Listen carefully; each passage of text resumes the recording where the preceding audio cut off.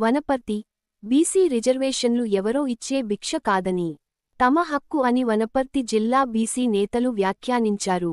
బీసీలకు విద్య, ఉద్యోగ, రాజకీయ రంగాల్లో 42% రిజర్వేషన్లు పెంచడానికి పార్లమెంట్లో రాజ్యాంగ సవరణ చేసి 9వ షెడ్యూల్లో చేర్చాలనే ప్రధాన డిమాండ్లతో బీసీ జేఏసీ, జాతీయ బీసీ సంక్షేమ సంఘం ఆధ్వర్యంలో వనపర్తి జిల్లా కేంద్రంలోని మర్రికుంట ధర్నా చౌక్ వద్ద జాతీయ బీసీ సంక్షేమ సంఘం వనపర్తి జిల్లా ప్రధాన కార్యదర్శి ముకుంద నాయుడు అధ్యక్షతన బీసీల న్యాయ సాధన దీక్ష నిర్వహించారు.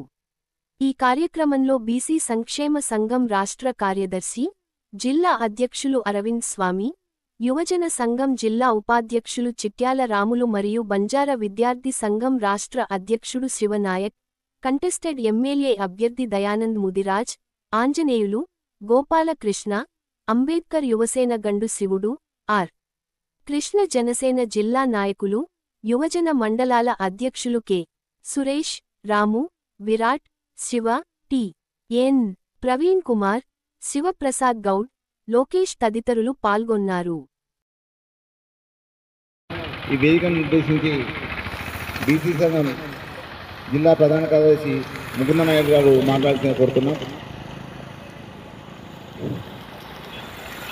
ఇక్కడికి వచ్చేసిన బీసీ మిత్రులందరికీ నమస్కారాలు తెలియజేస్తూ, ఏదైతే ఈరోజు బీసీ 42% రిజర్వేషన్ కొరకు బీసీ న్యాయ సాధన దీక్ష చేపట్టామో, దీనికి వచ్చి సహకరించిన అన్ని సంక్షేమ విభాగాలకి, యువత విద్యార్థి విభాగాలకు అందరికీ కృతజ్ఞతలు తెలియజేసుకుంటూ, అలాగే ఏదైతే బీసీ సాధన దీక్షకు చేపట్టిన ముఖ్యమైన డిమాండ్ల కోసం ప్రతి ఒక్కరూ ఇక నుంచి యువత విద్యార్థులు పెద్ద ఎత్తున ఈ కార్యక్రమాల్లో పాల్గొంటూ భవిష్యత్ కార్యాచరణలో గ్రామస్థాయిలో ఉద్యమం తీసుకుపోవాలంటే యువత ముఖ్య భూమిక పోషించాల్సి వస్తుంది. కాబట్టి ఖచ్చితంగా యువత అనేది లేకుంటే ఏ ఉద్యమం లేదు.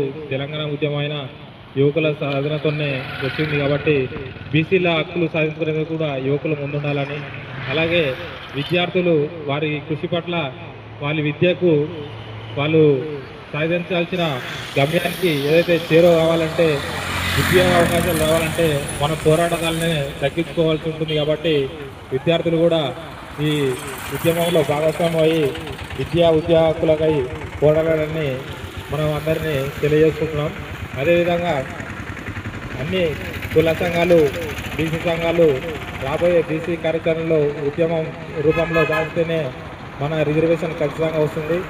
ఏదైతే రేపు క్యాబినెట్ సమావేశం ఉండే అవకాశం ఉంది. కాబట్టి క్యాబినెట్ సమావేశంలో ఎట్టి పరిస్థితుల్లో కూడా రిజర్వేషన్ తెలవకుండా స్థానిక ఎన్నికలు పోతే ఖచ్చితంగా స్థానిక ఎన్నికలను అడ్డుకుంటామని బీసీ సంక్షేమ సంఘం బీసీ తరఫున మేము తెలియజేస్తున్నాము. ఎట్టి పరిస్థితులను చట్టబద్ధత వచ్చిన తర్వాతనే స్థానిక ఎన్నిక జరపాలి. లేకుంటే బీసీ నాయకుల ద్వారా మేము ఖచ్చితంగా స్థానిక ఎన్నికల్ని ఖచ్చితంగా అడ్డుకుంటాం. మాకు రిజర్వేషన్ కల్పించిన తర్వాతనే ఈ కాంగ్రెస్ ప్రభుత్వం వారి ఏదైతే కామారెడ్డి డిక్లరేషన్లో వాళ్ళు ఇచ్చిన హామీలను నెరవేర్చుకున్న తర్వాతనే ఎన్నికలు రావాలి. లేకుంటే మేము కాంగ్రెస్ని దోషిగా చూడాల్సి వస్తుంది. ఏదైతే వాళ్ళు రోజు మీడియా సమావేశంలో మేము రిజర్వేషన్ కల్పించిన తర్వాత ఎలక్షన్లో పోతామని చెప్తున్నారు. అదేవిధంగా వాళ్ళు చెప్పడమే కాదు, అఖిలపక్షాన్ని ఢిల్లీకి తీసుకుపోవాలి, ఢిల్లీ స్థాయిలో పోరాటాలు జరపాలి.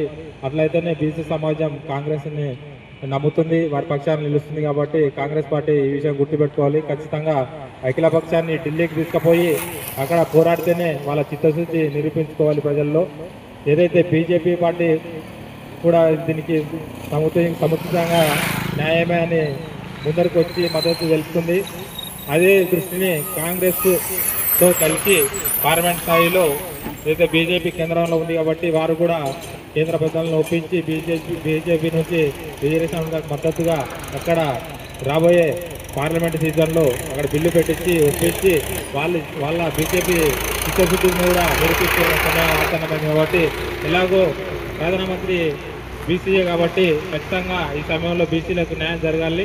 ఆ విధంగా కేంద్ర రాష్ట్ర ప్రభుత్వాలు బీసీల పక్షాన్ని నిలిచి మా న్యాయపరమైన డిమాండ్లకు మద్దతు తెలుపుతూ మా రావాల్సిన హక్కులను మాకు న్యాయం జరపాలని కేంద్ర రాష్ట్ర ప్రభుత్వ నాయకత్వాలను కోరుకుంటూ ఇక్కడ ఈరోజు దీక్షలో పాల్గొన్న ప్రతి ఒక్కరికి నమస్కారాలు తెలియజేస్తూ జై బీసీ, జై బీసీ, జై హింద్.